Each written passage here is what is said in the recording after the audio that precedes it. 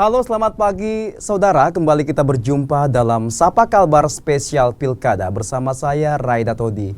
Sapa Kalbar Spesial Pilkada hari ini akan membahas tema tentang tahapan Pilkada Sanggau 2024. Sejauh mana sudah berjalan. Untuk itu sudah hadir bersama dengan kita di studio Kompas TV Pontianak, Ketua KPU Kabupaten Sanggau, Bang Iis Supianto. Selamat pagi Bang Iis. Selamat pagi. Apa kabar Bang? Alhamdulillah kabar baik. Baik Bang, kita langsung cerita-cerita nih Bang. Tahapan Pilkada Sanggau saat ini sudah sejauh mana Bang? Pilkada Sanggau pada saat ini sudah memasuki tahapan rekrutmen Pantarlih ya. Pantarlih ya? Yang mana tanggal 14-15 ini kita sudah mulai rekrutmen Pantarlih.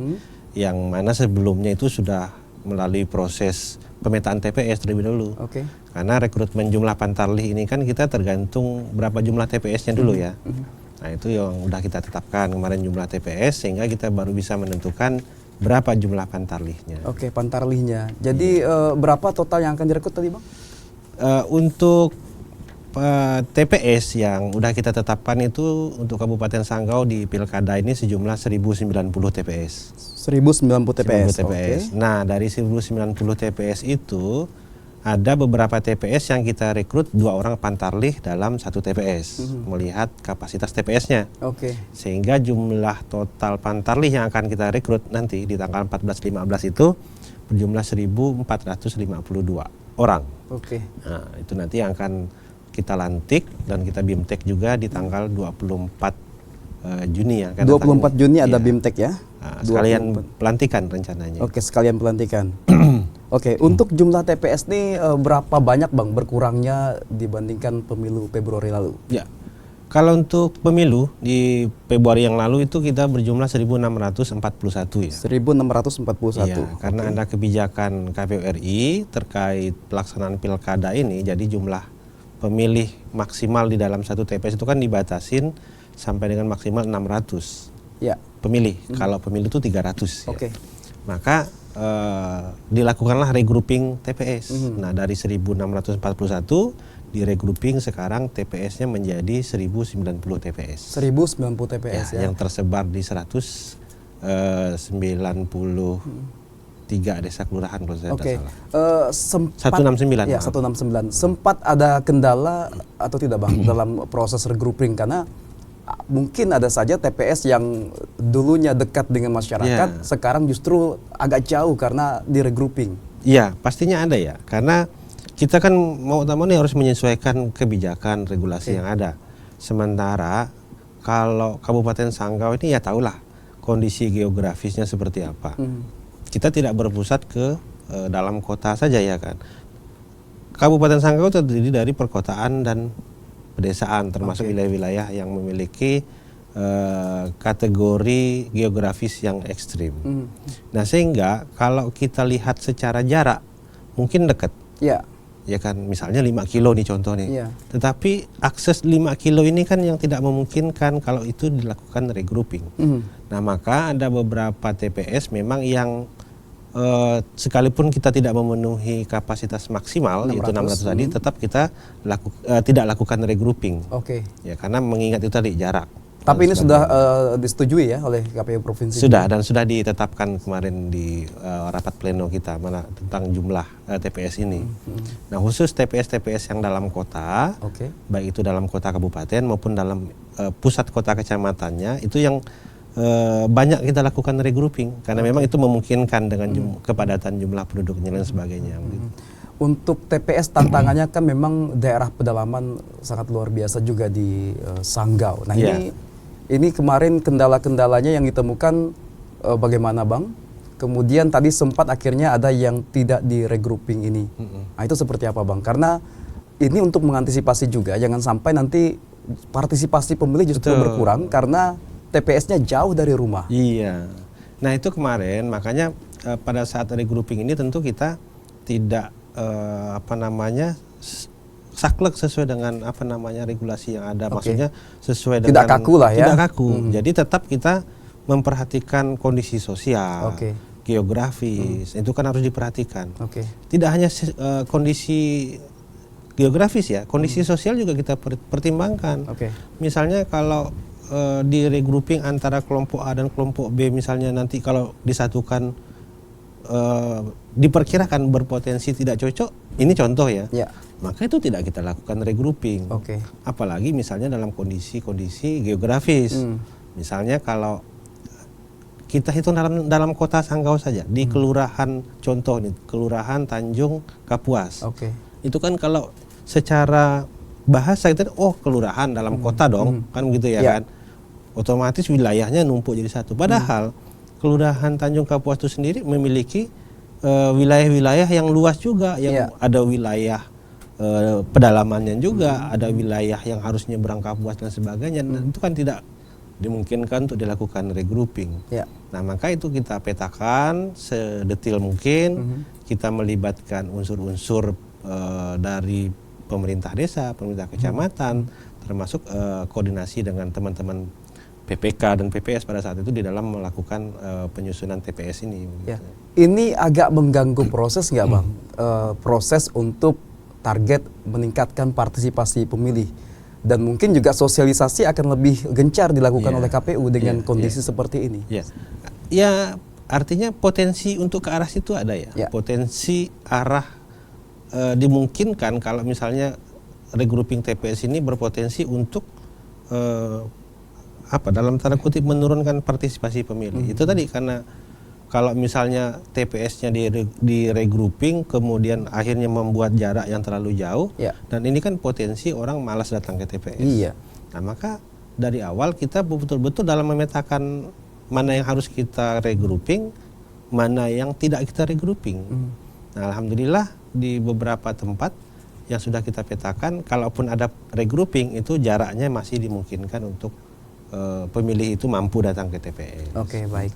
Mengenai Pantarlih yang yang akan direkrut, persyaratannya apa sih yang ditetapkan oleh KPU Sanggau? Ya, persyaratannya umum ya, seperti yang sudah ditetapkan oleh peraturan KPU itu kan ya, tidak boleh terlibat partai politik, berusia 17 tahun ke atas. Yang paling penting adalah bisa membaca dan menulis. Kalaupun misalnya dari Pantarlih ini ada yang misalnya tidak lulusan SMA misalnya. Nah, kemudian syarat utamanya lagi adalah menguasai wilayah itu sendiri, berdomisili di wilayah TPS itu sendiri, begitu kan. Nah, itu diharapkan kenapa?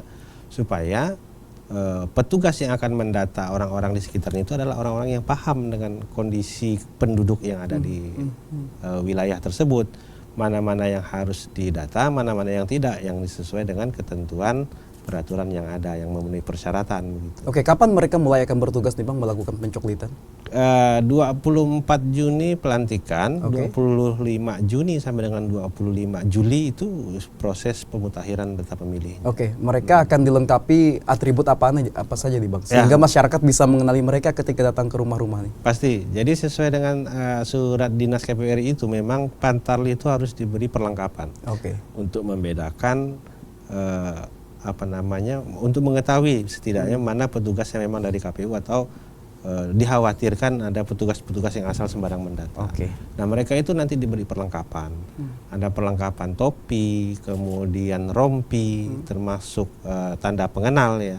Itu yang paling penting. Dan tak kalah pentingnya pasti akan kita bekali dengan surat tugas. Baik Bang. Tahan dulu Bang. Kita akan lanjutkan di segmen selanjutnya. Masih nanti kita akan membahas sejauh mana tahapan Pilkada Sanggau 2024. Sesaat lagi, saudara jangan kemana-mana. Sapa Kalbar Spesial Pilkada masih akan kembali.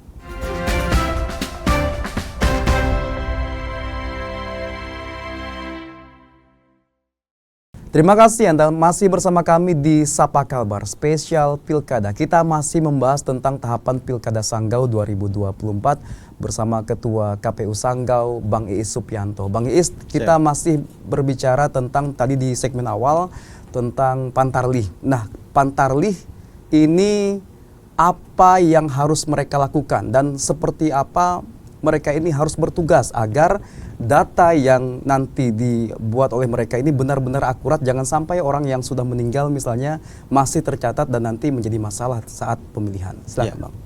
Terima kasih Bang.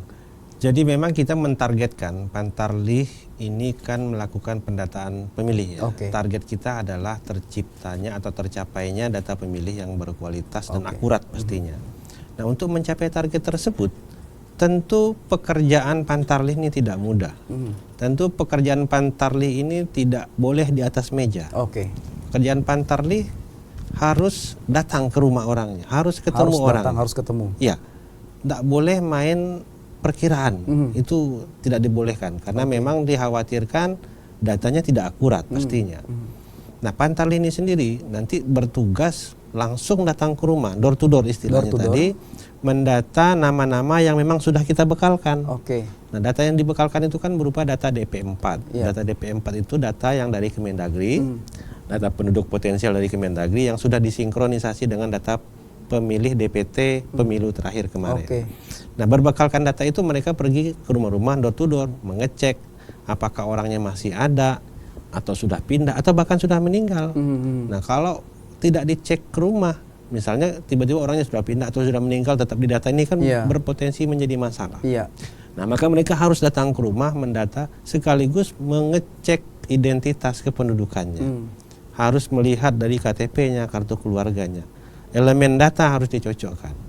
Karena kalau beda orang, beda nik. Kalau misalnya orang A niknya yang lain, nanti begitu terbaca oleh sistem Sidalih, maka itu nanti lalu orangnya berbeda, lalu timbul invalid. Nah, ini yang tidak kita inginkan. Makanya Pantarlih itu kata kuncinya satu, harus datang ke rumah pemilih untuk mendata. Dan tak lupa setelah seluruhnya didata, tentu akan ada stiker yang ditempelkan di rumah yang menandakan orang tersebut sudah didata. Dan Pantarlih merupakan orang desa itu juga ya? Ya, wajib. Tidak di luar desa gitu ya? Tidak boleh. Kita memang dari proses perekrutannya nanti harus lebih selektif. Kami sudah bertekad seperti itu. Tidak boleh orang yang di luar dari lingkungan TPS-nya itu. Jadi lebih spesifik, siapa Pantarlihnya di TPS 1 misalnya, maka orang di TPS 1. Selama ketersediaan sumber daya manusianya ada, harus orang setempat di situ. Harus orang setempat di situ. Baik, kita tinggalkan Pantarlih, Bang. Ini semoga saja perekrutan sesuai dengan harapan nih, Bang. Ya. Baik, untuk Badan Ad Hoc PPS PPK bagaimana prosesnya, Bang? Untuk Badan Ad Hoc PPK PPS, alhamdulillah kalau PPK itu sudah dilantik juga di tanggal kalau saya tidak salah 15 Mei ya. Kalau PPS juga sudah kita lantik juga kemarin, saya lupa tanggal 26 Mei kalau saya tidak salah itu. Seluruhnya kalau PPK itu berjumlah 75 orang di 15 kecamatan. Kemudian untuk PPS-nya sendiri, kalau Kabupaten Sanggau itu ada 169 desa kelurahan kali 3, ya sekitar 507 orang PPS. Dan itu mereka sudah bekerja sekarang. Sudah bekerja? Iya. Baik. Ini start awal pekerjaan mereka itu kemarin itu pemetaan TPS TPS itu ya, sudah dilakukan dan sudah dilakukan. Sekaligus ya ada beberapa sosialisasi yang sudah kita tugaskan juga. Untuk PPK ini, Bang, kita ingin tahu juga bagaimana mekanisme perekrutan yang dilakukan oleh KPU Sanggau dan berapa persen wajah lama, berapa persen wajah baru juga yang bertugas nanti. Dan satu lagi, adakah yang kemarin juga bermasalah saat pemilu Februari dan jadi temuan dan jadi bahan evaluasi oleh KPU Sanggau? Iya, terima kasih. Jadi proses perekrutan Badan Ad Hoc kita, baik itu PPK ataupun PPS ya, pada dasarnya kita melalui 3 mekanisme. Yang pertama seleksi administrasi, seleksi tertulis, kita menggunakan sistem CAT, kemudian yang terakhir adalah seleksi wawancara. Nah, seluruh ketiga-tiganya proses seleksi itu kita lakukan secara terbuka. Jadi tidak ada yang namanya incumbent otomatis, nggak ada. Jadi tetap harus melalui mekanisme 3 itu tadi. Nah, di penjaringan terakhir kita di wawancara, nah di situ kita mengulik track recordnya, bagaimana kerjaan dia sebelumnya, apakah kira-kira potensi ke depan ada masalah atau tidak, itu kita ulik di situ semua. Nah, sehingga alhamdulillah dari 75 orang itu sudah lolos semua verifikasi kita, sudah kita tracking, bahkan kita tracking sampai ke tingkat mereka apakah sudah pernah jadi terlibat partai politik atau belum. Nah, kalau untuk persentase jumlah yang pernah menjadi ad hoc pemilu dan pilkada itu perbandingannya sekitar ya 80-20% begitu lah. Nah, yang 20% itu pun sebetulnya bukan bermasalah, tapi lebih kepada sebagiannya ada yang memang sudah ingin istirahat, sebagiannya juga karena memang dari hasil evaluasi kita pada saat wawancara ini memang tidak dapat dilanjutkan karena mungkin pengaruh kinerja dan lain sebagainya lah. Gitu. Dan hasil evaluasi pada pemilu lalu juga apa yang akhirnya ini menjadi catatan agar tidak terjadi saat pilkada nanti, Bang? Ya, Kalau catatan tentang bagaimana badan ad hoc kita apakah ada penyelewengan atau segala macam, kalau itu saya pastikan tidak ada. Oke. Karena kita buktikan dengan pemilu Sanggau tidak ada gugatan dan tidak ada perselisihan hasil dan sebagainya. Nah, tapi lebih kepada mungkin evaluasi di bidang kinerja, di bagian kinerjanya. Ada yang mungkin ya kemarin karena kesibukan dan sebagainya sehingga pekerjaan-pekerjaan di kepemiluan itu mungkin di nomor sekiankan. Atau mungkin komitmennya yang kurang tegas dalam menjalankan tugas. Nah, itu kita evaluasi sehingga kita harapkan untuk yang di pilkada ini adalah orang-orang yang betul-betul fight, bukan orang-orang yang hanya sebatas mendaftarkan namanya saja sebagai badan ad hoc begitu. Karena kita pahami konstelasi politik pada saat pemilu sama pilkada ini agak lebih keras sedikit pilkada ini kan. Nah, kalau badan ad hoc kita ini ele-elean, wah, badan ad hoc kita ini kan wajahnya KPU ke depan ya. Di wajah KPU di depan sananya itu badan ad hoc. Bagus atau buruknya badan ad hoc itu mencerminkan KPU. Kalau ad hocnya tak bagus, otomatis KPU-nya tak bagus sampai ke pusat gitu kan. Nah, tapi kalau di badan ad hocnya bagus, KPU sampai ke pusat, saya pastikan juga akan bagus. Nah, karena cerminan itu tadi, makanya kita betul-betul selektif dalam memilih badan ad hoc. Dan termasuk integritas mereka ya Bang ya? Pastinya, walaupun ya itu tadi, memang hambatannya ada beberapa yang tak lulus, mungkin agak ada protes dan sebagainya. Tapi alhamdulillah sebetulnya teman-teman juga memahami kenapa akhirnya tidak lulus begitu. Sempat ada protes? Sempat 1-2 adalah yang namanya kekecewaan sebagai seorang manusia biasa ya. Normal lah itu. Kalaupun saya tidak lulus juga mungkin kecewa juga. Baik, tahan Bang Is. Nanti kita akan lanjutkan di segmen selanjutnya. Kita akan membahas bagaimana distribusi logistik dan karena Sanggau kan cukup banyak daerah jauh termasuk daerah perbatasan. Kemudian nanti pencalonan. Baik, dan Sapa Kalbar spesial Pilkada masih akan kembali setelah jeda berikut. Tetaplah bersama kami.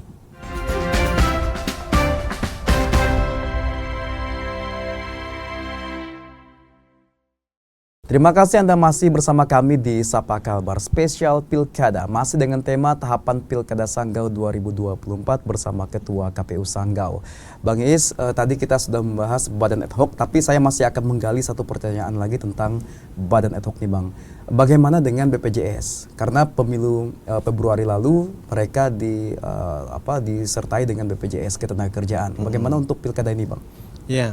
Untuk pilkada ini ya untuk jaminan kesehatan jaminan jaring sosial lah gitu ya. BPJS itu sebetulnya di kita pada saat tanda tangan NPHD itu sudah kita anggarkan.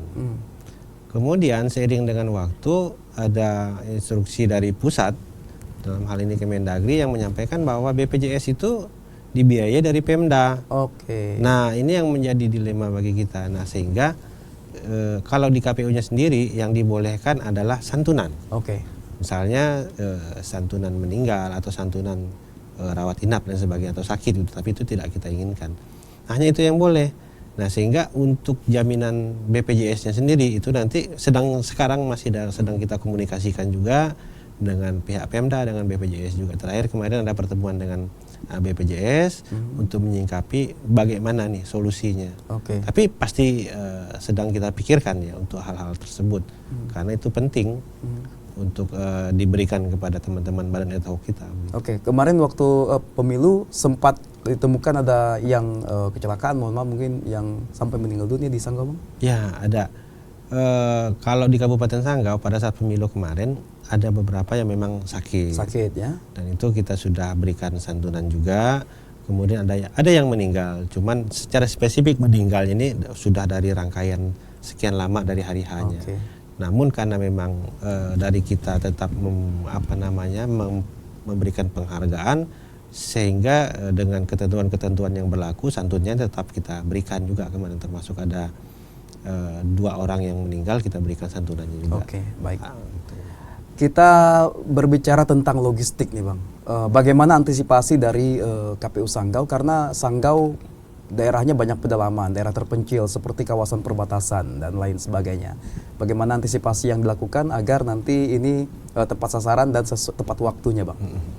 Ya, terkait distribusi logistik. Kata kuncinya satu, koordinasi. Koordinasi. Ya, dan itu sudah kita lakukan. kemarin pada saat pemilu, kemudian sudah kita pertajam lagi di pilkada ini. Kita sudah melakukan audiensi ke beberapa pihak, tentunya untuk meminta dukungan terkait hal itu. Ada beberapa memang misalnya daerah-daerah yang ekstrim, tentu kita ada bantuan baik itu dari pihak pemerintah maupun dari pihak swasta. Nah dari pihak pemerintah jelas karena memang peraturan menteri dalam surat dari Menteri Dalam Negeri termasuk surat edaran gubernur itu memerintahkan seluruh jajaran Pemda itu wajib untuk memfasilitasi tahapan-tahapan yang dilakukan oleh KPU. Tak kalah pentingnya dari pihak swasta. Nah, swasta ini sendiri juga pengalaman kita pada saat pemilu banyak sekali membantu kita dalam hal distribusi logistik. Contoh misalnya di daerah-daerah yang tidak dapat terjangkau oleh mobil. Maksudnya dia punya jalan tapi mobil nggak bisa masuk. Nah itu kita komunikasi dengan pihak perusahaan, bahkan perusahaan membantu pakai John Deere itu kan. Pakai kendaraan-kendaraan yang double gardan misalnya itu dari perusahaan kita apresiasi siap membantu. Termasuk misalnya daerah Erna. Daerah PT Erna itu kan wilayahnya satu-satunya lewat sungai ya kan. Nah itu dari pihak perusahaan menyediakan semacam alat angkutan untuk membantu kita dalam mendistribusikan logistik tersebut. Nah itu dia Bang. Jadi pemilih kan juga banyak tersebar di kawasan-kawasan perkebunan tuh Bang. Sedikit cerita seperti apa ini yang dilakukan oleh KPU agar mereka juga nanti datang ke TPS pada saat pemungutan suara. Ya, tahapan itu nanti akan ada semacam tahapan sosialisasi begitu ya. Nah sosialisasi yang kita lakukan kalau hanya sosialisasi dari KPU saja tentu tidak efektif. Paling seberapalah jangkauan. Maka kita melibatkan seluruh jajaran kita yang pertama. Jajaran kita di tiap-tiap tingkatan. Tingkatan PPK, tingkatan PPS. Itu lebih kita perintahkan untuk melakukan sosialisasi secara masif. Yang saat sekarang yang bisa kita lakukan adalah melalui metode media sosial.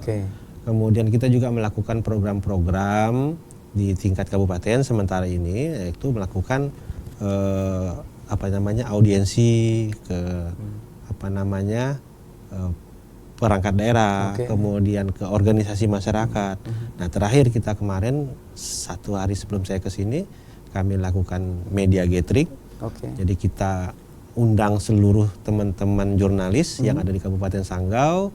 Kita minta dukungan dari teman-teman untuk selalu siap untuk menyebarkan informasi-informasi yang akurat dari KPU. Baik. Kita ke pencalonan Bang. Untuk calon independen apakah ada yang di Sanggau? Ya, kemarin tahapan untuk penyerahan syarat dukungan independen itu sudah ditutup. Saya lupa tanggal berapa. 12 Mei ya? Ya, 12 Mei. Yang kita tunggu sampai jam 23.59 tidak ada satupun calon yang datang menyampaikan syarat dukungannya. Sehingga sudah kita tetapkan bahwa calon independen dari Kabupaten Sanggau itu tidak ada. Tidak ada. Bagaimana dengan yang jalur partai politik Bang? Apakah saat ini sudah ada yang konsultasi dan lain sebagainya di Sanggau yang akan maju lah? Iya. Nah ini agak berat nih sebetulnya. Jadi kalau pencalonan dari partai hanya itu lagi sekarang kan satu-satunya jalur.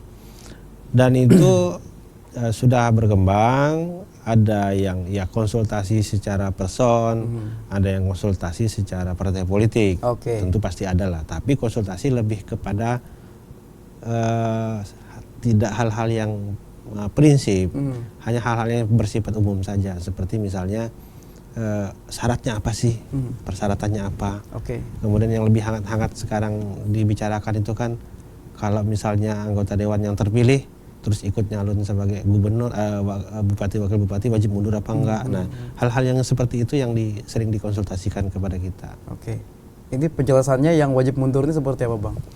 Ya kan syarat undang-undang itu kan sudah jelas. Kalau dia nyalon sebagai bupati kan nggak boleh sebagai anggota dewan, harus pilih salah satu gitu kan. Nah kalau yang anggota dewan yang incumbent sudah otomatis mundur dulu kan, baru ikut pencalonan. Kalau AMJ-nya anggota DPRD yang saya tahu untuk Kabupaten Sanggau itu kan 30 September. Sementara jadwal pencalonan itu kan 27 sampai 29 Agustus. Artinya nyalon dulu sebelum masa AMJ-nya berakhir. Nah, kan artinya dia masih menjabat pada saat mencalonkan. Itu kan artinya undang-undangnya jelas-jelas harus mundur. Nah, pertanyaan berikutnya bagaimana kalau yang belum dilantik gitu kan. Pelantikannya direncanakan di awal Oktober ya. Nah, dia belum menjadi anggota dewan, tapi nyalon kan begitu. Nah kan itu hal-hal yang sering dikonsultasikan. Oke, baik. Ada 2 agenda sekaligus nih Bang, ada Pilbub dan Pilgub. Nah ini bagaimana KPU memastikan 2 agenda ini bisa berjalan dengan lancar? Ya, karena memang dia agenda kita itu satu paket, maka kita bawanya juga satu paket. Oke. Dalam setiap sosialisasi yang kita sampaikan, selalu ya 2 hal itu. Bagaimana mensosialisasikan Pilgub dan Pilbubnya secara bersamaan. Baru nanti secara spesifik pada tahapan setelah selesai pencalonan kan baru diketahui siapa calonnya. Nah baru nanti mungkin akan terpisah nih. Misalnya setiap kabupaten kota ini ada yang namanya anggaran sharing, sharing provinsi. Nah biasanya anggaran sharing itulah yang dibedakan duanya nanti. Misalnya anggaran sosialisasi Pilgub menggunakan dana sharing anggaran Pilgub. Sosialisasi Pilbub ini menggunakan dana anggaran Pilbubnya sendiri. Nah biasanya karena penganggarannya berbeda maka kegiatannya berbeda. Gitu. Kalau yang sebelum penetapan ini ya kita masih satu paket. Jadi tahapan-tahapan yang akan berlangsung ke depan nih Bang? Tadi yang pertama adalah rekrutmen Pantali, kemudian lanjutkan dengan pendataan pemilih coklit, baru di sekitar Agustus akhir 27 sampai 29 itu tahapan pencalonan bupati dan wakil bupati. Terakhir Bang, harapan kepada masyarakat, partai politik dan calon-calon nanti yang akan maju agar pilkada ini sesuai dengan harapan berjalan aman, lancar, jujur, adil. Iya, ya tentu secara umum harapan kami sudah dapat dipastikan bahwa seluruh warga masyarakat kabupaten pada khususnya untuk turut serta berpartisipasi aktif bersama dengan KPU, membangun kerjasama dengan seluruh pihak, stakeholder masyarakat yang ada, termasuk aparat pemerintahan, bersama-sama lah ya untuk mensukseskan pemilu pilkada ini. Partisipasi aktif yang kami maksudkan di sini memang betul-betul aktif. Tidak hanya sebatas mendengarkan, tapi contoh misalnya kalau diumumkan daftar pemilih, maka lihat saya sudah terdaftar atau belum. Kalau belum terdaftar, tolong dong daftarkan saya. Lebih kepada hal-hal yang demikian. Baik, terima kasih Bang Iis Supianto, Ketua KPU Sanggau yang sudah hadir hari ini dan menyempatkan diri jauh-jauh dari Sanggau untuk datang ke studio Kompas TV Pontianak. Dan saudara, demikian perbincangan kita pagi ini bersama Ketua KPU Kabupaten Sanggau, Bang Iis Supianto, mengenai tahapan Pilkada Sanggau 2024. Semoga informasi yang disampaikan bermanfaat. Saya Raida Todi bersama kru yang bertugas pamit undur diri. Terus saksikan program-program menarik lainnya di Kompas TV Independen Terpercaya. Sampai jumpa.